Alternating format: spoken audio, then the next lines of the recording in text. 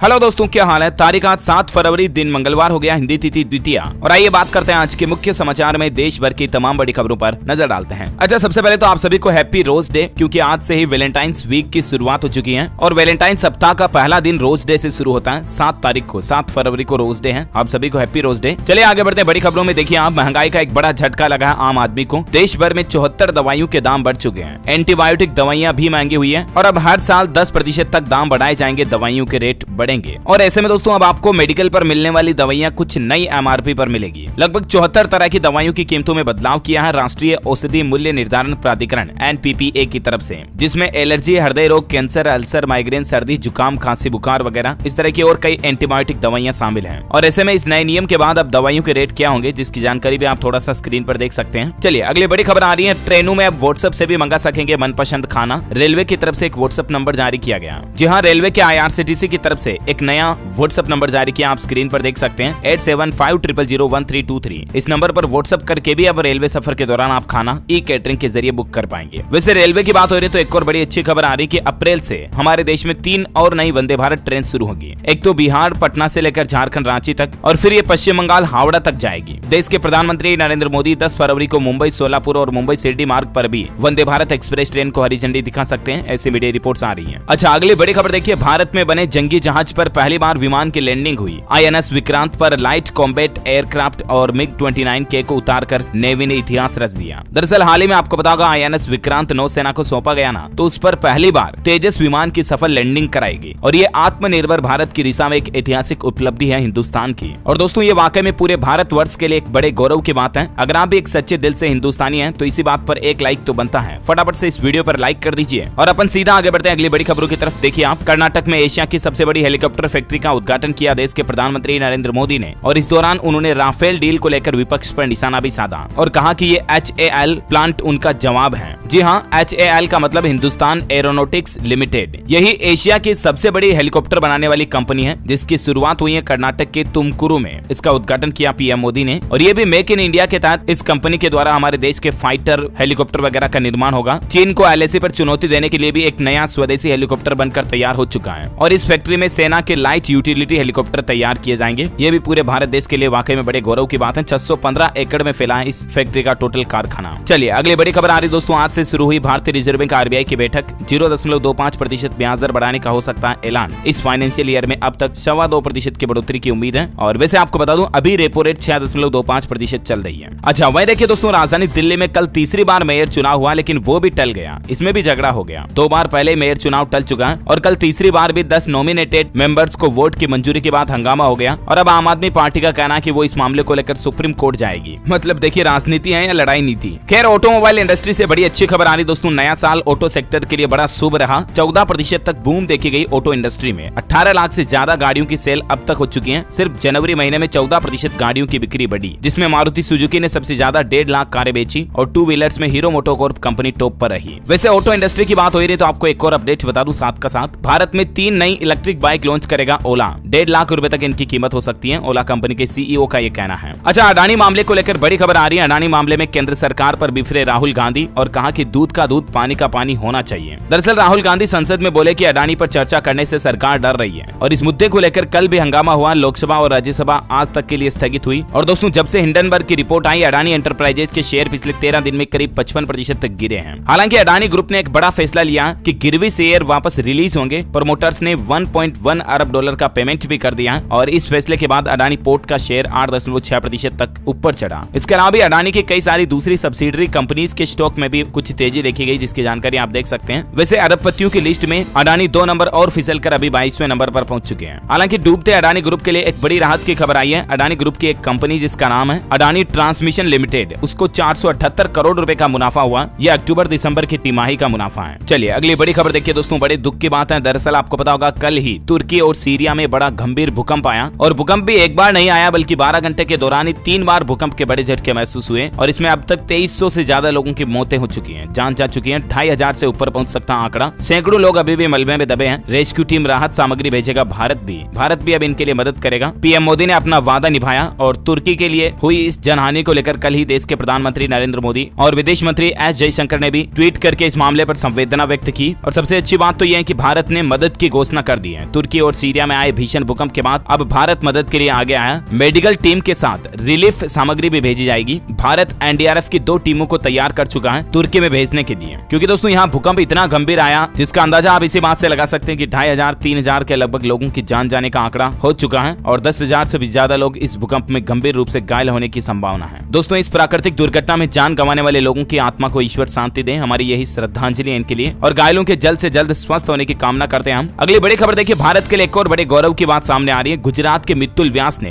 World veteran championship में जीता gold medal, और इनकी हिम्मत तो देखिए, कैंसर से ठीक होने के महज 6 महीने में ही इन्होंने टेबल टेनिस शुरू कर दिया। टेबल टेनिस में उन्होंने हाल ही में ये बड़ी उपलब्धि हासिल की है और इंटरनेशनल लेवल पर ओमान में जो world veteran table tennis championship की प्रतियोगिता हुई उसमें उन्होंने पहला स्थान हासिल किया और भारत का नाम रोशन किया। गोल्ड मेडल जीता इन्होंने इसमें। मैनी कांग्रेट्स वाकई में इनको। अच्छा, हज यात्रा पर बड़ा अपडेट आ रहा। हज पर जाने वालों के लिए बड़ी खबर देखिए, इस बार फ्री होगा आवेदन और बड़ी छूट भी दी जाएगी। दरअसल केंद्र सरकार ने हज यात्रियों के लिए एक बड़ा फैसला लिया है। हज पॉलिसी 2023 के मुताबिक इस बार हज के लिए आवेदन करना बिल्कुल फ्री होगा। बाकी इससे पहले 400 रुपए प्रति आवेदन लिए जाते थे, लेकिन अभी 400 रुपए नहीं लिए जाएंगे। और इतना ही नहीं, इस बार करीब 50,000 प्रति हाजी छूट भी दी जाएगी, जिसमें हाजियों को बैग, सूटकेस, छाता, चादर जैसे सामान के लिए भी अब पैसा नहीं देना पड़ेगा। ये नई हज पॉलिसी लेकर आ रही है केंद्र सरकार। जल्द ही इस संबंध में ऑफिशियल घोषणा की जाएगी। फिलहाल ये मीडिया रिपोर्ट्स हैं। अच्छा, बड़ी खबर देखिए दोस्तों, पति पत्नी के तलाक को लेकर हाईकोर्ट ने एक बड़ा फैसला सुनाया है। दरअसल मामला है, एक पत्नी अपने पति पर अवैध संबंध का आरोप लगाती है और पत्नी अपने पति के ऑफिस में जाकर हंगामा करती है। तो इस बात से पति परेशान हो जाता है, मामला कोर्ट तक पहुंचता है और कोर्ट ने तलाक मंजूर कर दी है।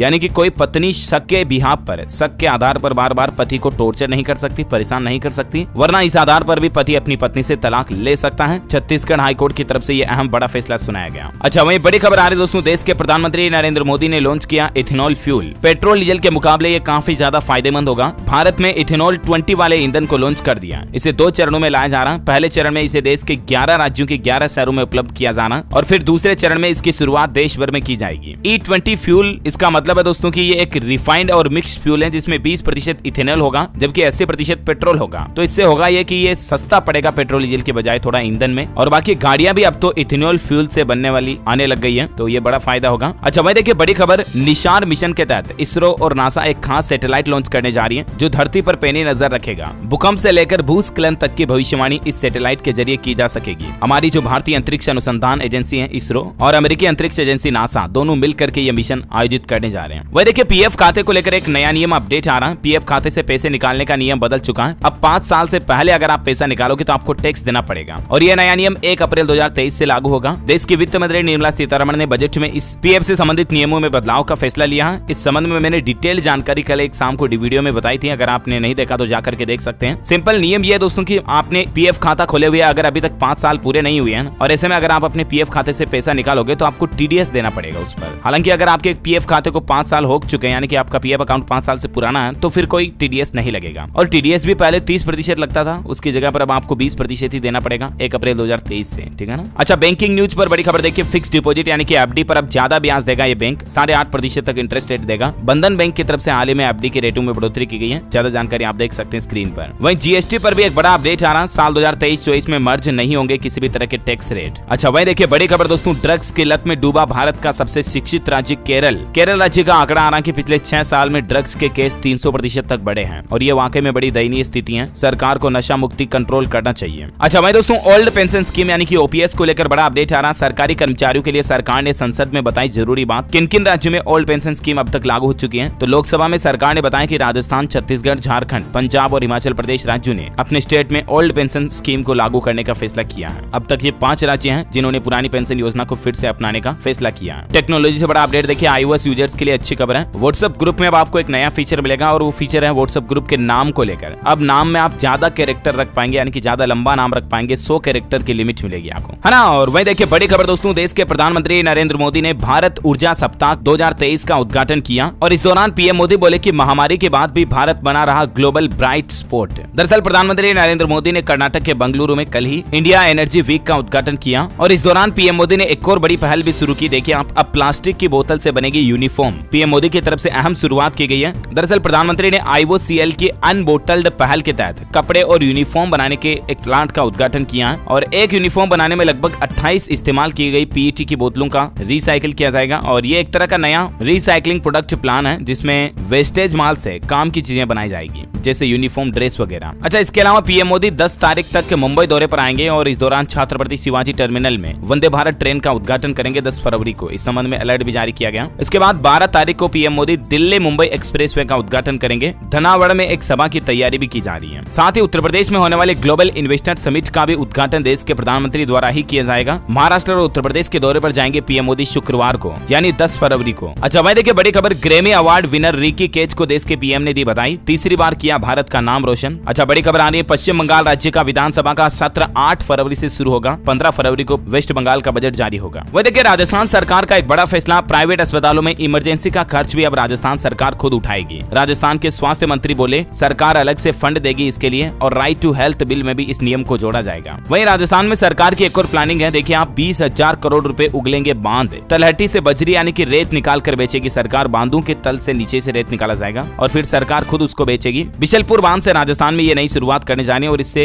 रेत की किल्लत भी खत्म होगी। और साथ ही राजस्थान में एसएमएस हॉस्पिटल में रोबोट करेगा अब कैंसर जैसी बीमारियों का फ्री इलाज। 25-25 करोड़ रुपए की 2 मशीनें खरीदी गई है और ये जो रोबोटिक सर्जरी होगी ना, इसकी रिकवरी भी तेज होती है हाथ से होने वाली सर्जरी के मुकाबले। अच्छा, वहीं बड़ी खबर है, पंजाब लुधियाना में हरियाणा की एक गाय को नेशनल रिकॉर्ड अवार्ड दिया गया। 24 घंटे में 72 किलो से ज्यादा दूध दिया इस गाय ने। इसके मालिक को ट्रैक्टर इनाम में मिला। बड़ी खबर है, पुरानी पेंशन स्कीम की मांग मध्य प्रदेश सरकार की टेंशन बढ़ाती जा रही है। अगर ये स्कीम लागू होती है तो 12 साल तक आर्थिक बोझ से नहीं उबर पाएगी मध्य प्रदेश सरकार। इतना खर्च बढ़ेगा। नई स्कीम में हर महीने 344 करोड़ का खर्च बढ़ेगा। वैसे मध्य प्रदेश में सरकार ने एक और बड़ी घोषणा भी की है, 300 करोड़ का बनेगा कन्वेंशन सेंटर। मध्य प्रदेश के मुख्यमंत्री शिवराज की घोषणा के 26 दिनों बाद ही सुपर कॉरिडोर की जमीन फाइनल हो चुकी है और देश के बड़े कंसल्टेंट से संपर्क भी किया जा रहा है। और साथ ही मध्य प्रदेश सागर में मुख्यमंत्री 291 करोड़ रुपए के कार्यों का लोकार्पण भी करेंगे। ड्रोन से होगी कार्यक्रम की निगरानी। अच्छा, बड़ी खबर आ रही है, उत्तर प्रदेश की रोडवेज बसों में सफर करना अब महंगा होगा। हर किलोमीटर के लिए आपको 25 पैसे एक्स्ट्रा देने पड़ेंगे। अब लखनऊ से कानपुर तक का किराया 140 रुपए होगा। जी हाँ, और इस तरह से किराए में बढ़ोतरी के बाद उत्तर प्रदेश रांची में बसों से सफर करना अब आम आदमी के लिए महंगा होगा। और अब प्रति किलोमीटर किराया जो है ना, वो लगभग 10.25 रुपए तक हो चुका है। पहले जबकि 6.5 रुपए के लगभग देने पड़ते थे। ऑटो, बस वगैरह इनका किराया भी बढ़ चुका है। अच्छा, वहीं देखिए छत्तीसगढ़ में नई ग्रामीण उद्योग नीति बनाई जाएगी। छत्तीसगढ़ के मुख्यमंत्री भूपेश बघेल की तरफ से ये बड़ी घोषणा की गई है। उनका कहना है कि गांव में रोजगार पैदा करने पर इसका जोर होगा। वैसे आपको बता दूं, 3 मार्च को छत्तीसगढ़ राज्य का बजट आएगा अगले महीने। 1 मार्च से बजट विधानसभा सत्र शुरू होगा। 24 मार्च तक 14 बैठकें भी प्रस्तावित है। साथ ही चिट फंड कंपनी में डूबे पैसे को भी छत्तीसगढ़ सरकार ने निवेशकों को वापस दिलाया। लगभग 3000 से ज्यादा निवेशकों को 2.5 करोड़ रुपए से ज्यादा की राशि वापस लौटाई गई। तो सभी लोगों ने मुख्यमंत्री भूपेश बघेल जी का धन्यवाद भी किया। और इस तरह से छत्तीसगढ़ देश का पहला ऐसा राज्य बन चुका है जिसने ऐसी पहल की है जो चिट फंड कंपनियों में डूबे पैसों को वापस रिफंड किए हैं लोगों को, है ना। और अगला अपडेट देखिए, पंजाब में उद्योगपतियों की परेशानी के दिन हुए खत्म। पंजाब के मुख्यमंत्री भगवंत मान बोले कि सहयोग के लिए शुरू किया सिंगल विंडो सिस्टम। नए उद्योग आने से खुलेंगे रोजगार के द्वार। वही देखिए बड़ी खबर, चंडीगढ़ में टीचर्स एसोसिएशन ने प्रदर्शन किया और बोले कि गृह मंत्री की घोषणा के बावजूद नहीं मिला सर्विस रूल का बेनिफिट और अब ये बड़े प्रदर्शन की तैयारी में है। इन्होंने बड़े आंदोलन की चेतावनी भी दी है। अच्छा, रेलवे की शिकायतों के चलते पश्चिम रेलवे ने बड़ा फैसला लिया। देखिए आप, अब ट्रेनों के कोच अटेंडेंट को यात्रियों के चढ़ने से पहले उनकी सीटों पर लिनन पहुंचाना होगा और यात्री के उतरने से 15 मिनट पहले गंदे लिनन वापस लेने का भी आदेश दिया है। ये मतलब रेलवे का एक नया नियम लागू हो चुका है। अच्छा, वहीं बड़ी खबर आ रही, इन्वेस्टमेंट को लेकर कुछ नियम बदलने जा रहे हैं। 1 अप्रैल से बदल जाएंगे मार्केट लिंक्ड डिबेंचर के कुछ नियम। टैक्स वगैरह को लेकर भी बदलाव होने जा रहे हैं। और साथ ही शेयर बाजार में निवेशकों के लिए भी एक अच्छी खबर आ रही है। अब आपका पैसा ज्यादा सुरक्षित रहेगा। सेबी की तरफ से एक नया प्रस्ताव ब्रोकर्स के लिए निकाला गया है। दरअसल निवेशकों की पूंजी के साथ होने वाली धोखाधड़ी को रोकने के लिए सेबी ने एक नया प्रस्ताव बनाया है। मौजूदा व्यवस्था क्या है कि जब निवेशक ब्रोकर के पास जाता ना, तो उसका एक हिस्सा ब्रोकर अपने पास रखता है। लेकिन सेबी का जो नया नियम होगा उसमें क्या बदलाव होंगे, जिसकी जानकारी भी आप देख सकते हैं स्क्रीन पर। और साथ ही मिस सेलिंग को रोकने के लिए भी सेबी एक बड़ा कदम उठाने जा रहा है। निवेशकों को डायरेक्ट प्लान पेश करेंगे AIFs, यानी कि अल्टरनेटिव इन्वेस्टमेंट फंड। तो ये कुछ सेबी के मार्केट के नए नियम के बदलाव हैं। अच्छा, अभी तो अपन कुछ और महत्वपूर्ण और काम की खबरें देखते हैं, लेकिन फिलहाल आज के मौसम समाचार पर नजर डाल लेते हैं। देखिए, हिमाचल प्रदेश में पहाड़ों पर भारी बर्फबारी अभी भी जारी है। अटल टनल वापस बंद हुई। कुल्लू चंबा के मैदानी इलाकों में बारिश हुई। सड़कें बनी तालाब, जनजीवन अस्त व्यस्त। हिमाचल में पिछले 30 दिनों में 94 लोगों की जान भी चली गई। डिजास्टर मैनेजमेंट की रिपोर्ट में यह बड़ा खुलासा हुआ। वहीं मध्य प्रदेश में कड़ाके की ठंड से अभी राहत मिलेगी। 9-10 फरवरी से एक दौर फिर शुरू होगा ठंड का। पूरे महीने ऐसा ही रहेगा मौसम। राजस्थान में सर्दी की विदाई हुई शुरू। 15 फरवरी तक मौसम पूरी तरह से शुष्क रहेगा। अधिकतम तापमान 35 डिग्री से ऊपर जाने की संभावना। और इसी बीच संपूर्ण भारत का आज 7 फरवरी का मौसम पूर्वानुमान कहता है, अगले 24 घंटों के दौरान जम्मू कश्मीर, गिलगित बाल्टिस्तान, मुजफ्फराबाद, हिमाचल प्रदेश में हल्की मध्यम बारिश हो सकती है। और साथ ही अरुणाचल प्रदेश, उत्तराखंड में भी हल्की फुल्की बारिश, बर्फबारी की संभावना है। चलिए मौसम के बाद सराफा बाजार पर नजर डालते हैं। सोना चांदी के भाव में गिरावट आई है। सोने की कीमत ₹574 टूटी और अभी सोने का रेट 57,155 रुपए प्रति 10 ग्राम पर बंद हुआ। वहीं चांदी की बात करें तो चांदी में मोटी गिरावट आई है, लगभग 2113 रुपए प्रति किलोग्राम की गिरावट आई है और अभी चांदी का रेट 68,133 रुपए प्रति किलो चल रहा है। चलिए कोरोना आंकड़ा भी देख लेते हैं। भारत में पिछले 24 घंटों के दौरान 91 नए मामले आए, जबकि एक भी व्यक्ति की जान नहीं गई और अभी सक्रिय मामलों की संख्या 1817 चल रही है भारत में। एक्टिव केस कोरोना के मतलब है ना। चलिए दोस्तों अब फटाफट से कुछ एजुकेशनल खबरें देख लेते हैं। देखिए जेईई मेन अप्रैल के लिए रजिस्ट्रेशन आज मंगलवार से शुरू होने जा रहे हैं। आवेदन प्रक्रिया आज से शुरू हो जाएगी। वहीं उत्तराखंड में सरकार का एक नया नियम है, छात्रों को बड़ी राहत दी है। अब 2 विषयों में फेल होने वाले विद्यार्थियों को अंक सुधार परीक्षा का मौका मिलेगा, यानी कि एक और एग्जाम होगा उनके लिए जिसमें वो अंक सुधार परीक्षा दे पाएंगे और अगर उसमें पास हो जाते हैं, जैसे सप्लीमेंट्री एग्जाम होता है ना उस तरह से उसमें पास हो जाएंगे तो अब बच्चों का साल नहीं बिगड़ेगा और सीधा वो अगली क्लास में प्रमोट हो जाएंगे। अच्छा, इसके अलावा हरियाणा बुनियाद लेवल 1 की परीक्षा की तारीख में बदलाव किया है, 10 फरवरी को होगी, पहले ये 7 को होनी थी, प्रशासनिक कारणों से ये परीक्षा स्थगित हुई। चलिए एजुकेशन के बाद देश से जुड़ी कुछ और बड़ी खबरें देख लेते हैं फटाफट से। देखिए मध्य प्रदेश की 3.25 लाख लाडली लक्ष्मियों को छात्रवृत्ति बांटेंगे मध्य प्रदेश के मुख्यमंत्री शिवराज सिंह चौहान। लाडली लक्ष्मी योजना के तहत राज्य सरकार आज मंगलवार को 6ठी, 9वीं, 11वीं और 12वीं की करीब 2.5 लाख से ज्यादा लड़कियों को लाडली लक्ष्मी योजना के तहत छात्रवृत्ति की राशि दी जाएगी, उनके खातों में भेजी जाएगी। 2 से 6,000 रुपए तक की अलग अलग छात्रवृत्ति दी जाती है, अलग अलग कक्षाओं के हिसाब से, जिसकी जानकारी आप देख सकते हैं। अच्छा मैं देखिए दोस्तों, पंजाब के फरीदकोट में सिख संगठनों ने धरना प्रदर्शन किया और पंजाब में अमृतसर बठिंडा हाईवे आज भी बंद है। बहबल कला इंसाफ मोर्चा का नेशनल हाईवे पर डेरा, उन्होंने कहा कि आरोपियों पर कार्रवाई होगी तभी हटेंगे। दरअसल प्रदर्शनकारियों ने आम आदमी पार्टी सरकार पर आरोपियों को दी गई समय सीमा के भीतर सजा दिलाने का वादा पूरा नहीं करने का आरोप लगाया है और इसी के चलते ये विरोध कर रहे हैं। वैसे राजस्थान में भी 27 फरवरी से किसान भाई लोग धरना प्रदर्शन शुरू करेंगे। शिवसेना ने दिया समर्थन, बांध पर कूच करने की चेतावनी भी दी है। वहीं देखिए बड़ी खबर, इंडिया एनर्जी वीक 2023 का उद्घाटन करते हुए पीएम मोदी बोले कि भारत के ऊर्जा के क्षेत्र में 2030 तक बड़ी क्रांति आएगी। 4 बिंदुओं पर काम होगा और वो 4 चीजें कौन कौन सी हैं? आत्मनिर्भर भारत के तहत घरेलू चीजों की खोज और प्रोडक्शन को बढ़ावा दिया जाएगा, आपूर्ति को तरजीह और कुछ नया करने की चाह को भी प्रोत्साहित किया जाएगा और तीसरा मुख्य बिंदु है जिसमें ग्रीन एनर्जी को बढ़ावा दिया जाएगा, जैसे बायोफ्यूल, एथेनॉल, सोलर एनर्जी के स्रोत में इजाफा किया जाएगा और साथ ही इलेक्ट्रिक वाहन और हाइड्रोजन के लिए डीकार्बोनाइजेशन का काम भी करेंगे। ये 4 बड़ी घोषणाएं की हैं पीएम मोदी ने इंडिया एनर्जी वीक का उद्घाटन करते हुए, है ना। और अगली बड़ी खबर देखिए, बिहार में पहला बुक रीडिंग मैराथन का आयोजन हुआ। किताबों में रुचि बढ़ाने के लिए अनोखा कार्यक्रम था। एक साथ 721 लोगों ने किताबें पढ़ी। बिहार के गोपालगंज में ये बुक रीडिंग मैराथन प्रतियोगिता का आयोजन हुआ। वैसे आपको बता दूं, बिहार छपरा में धारा 144 लागू हो चुकी है। माहौल काफी ज्यादा बिगड़ा हुआ। 8 फरवरी तक सोशल मीडिया के प्रयोग पर भी प्रतिबंध रहेगा,